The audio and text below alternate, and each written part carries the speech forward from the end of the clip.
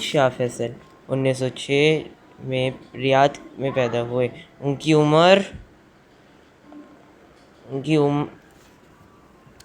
کے باپ کا نام عبدالعزیز تھا۔ انہی کے کچھ منٹ بعد پیدا ہونے والے ان کے بڑے بھائی کا نام سعود بن عبدالعزیز تھا۔ وہ حافظ قرآن تھے۔ جب ان کی پیدائش ہوئی اسی کے کچھ دن بعد ان کے نانا نے کئی دمبے اور کئی بھیڑ بکریاں ذبح کری۔ یہ ان کا عقیقہ تھا۔ اس کے بعد جب انہوں نے تعلیم لی تو پھر وہ ایک عقلمند اور ہنرمند انسان بنتے چلے گئے۔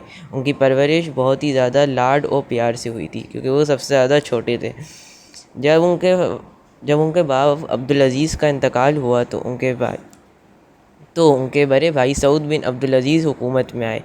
سعود بن عبدالعزیز حکومت میں اس لیے آئے کیونکہ عرب خاندان کا یہ رواج تھا کہ جب بھی کسی کے باپ کا انتقال ہوتا ہے، کسی شہنشاہ کے باپ کا انتقال ہوتا ہے تو اس کا سب سے بڑا بیٹا حکومت میں آتا ہے اور وہی حکومت کرتا ہے۔ جب وہ حکومت میں آئے تو پھر انہوں نے عیاشی اور ہر برے کام کی طرف اپنا رخ کر لیا۔ وہ امریکہ کے غلام بن گئے اور ان کے ملک کے اندر جو تیل جیسی نعمت تھی اس کے کام کو امریکہ کے انجینئر سے کروایا، جس کے لیے امریکہ کو خوب تیل فراہم کیا بنا پیسے دیے۔ شاہ فیصل یہ سب کچھ دیکھ کر بہت زیادہ حیران اور پریشان تھے۔ شاہ فیصل نے ایک دن اپنے پرسنل باڈی گارڈز کے ساتھ سعود بن عبدالعزیز کے محل پہ حملہ کر دیا۔ یہ سب کچھ دیکھ کر ان کے بڑے بھائی ڈر گئے اور محل وہیں چھوڑ کر بھاگ گئے۔ اب شاہ فیصل اپنی حکومت کے حکمران بن چکے تھے۔ انہوں نے سب سے پہلے آتے ہی تیل کی سپلائی تمام ملکوں کو روک دی اور اس کے بعد پھر فیصلہ کیا کہ کن کن ملکوں کو تیل کی سپلائی دینی ہے۔ یہ دور تھا کہ جب اسرائیل کا قیام ہونے والا تھا۔ امریکہ نے ان سے وعدہ کیا کہ وہ UN یعنی اقوام متحدہ میں اسرائیل کے حق میں ووٹ نہیں دیں گے، مگر کچھ دنوں بعد جب اقوام متحدہ کی میٹنگ ہوئی کچھ ملکوں نے اسرائیل کے حق میں ووٹ دیا۔ اب امریکہ کی باری تھی۔ جب انہوں نے دیکھا کہ امریکہ نے بھی اسرائیل کے حق میں ووٹ دے دیا ہے تو یہ دھوکہ دیکھ کے شاہ فیصل بہت زیادہ غصہ ہوئے۔ انہوں نے فوری طور پہ امریکہ کی آئل سپلائی بند کر دی۔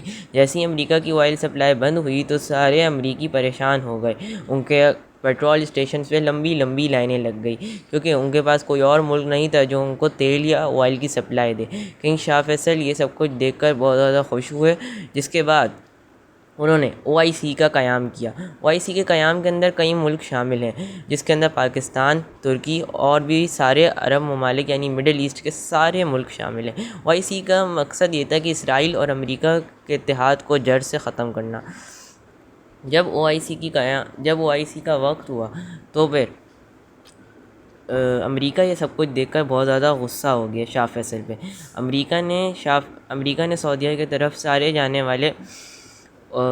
جانے والے جو ایکسپورٹس تھے، امپورٹس تھے، سب کے اوپر پابندی لگا دی۔ شاہ فیصل امریکہ کو چھوڑ کے اپنے ملک کو بہتر کرنا چاہتے تھے۔ جیسے انہوں نے امریکہ میں تیل کی سپلائی روک دی تو انہوں نے جو تیل تھا اس کو اپنے ملک کے اندر یوز کرنا شروع کر دیا۔ انہوں نے اپنے ملک کو تیل کی دولت سے مالا مال کیا اور ملک کو اپ گریڈ کیا۔ انہوں نے ملک میں لمبی لمبی بلڈنگز بنائی، لمبے مالز بنائے اور جیسے کہ اپنے ملک کو پہلے سے بہتر بنا دیا۔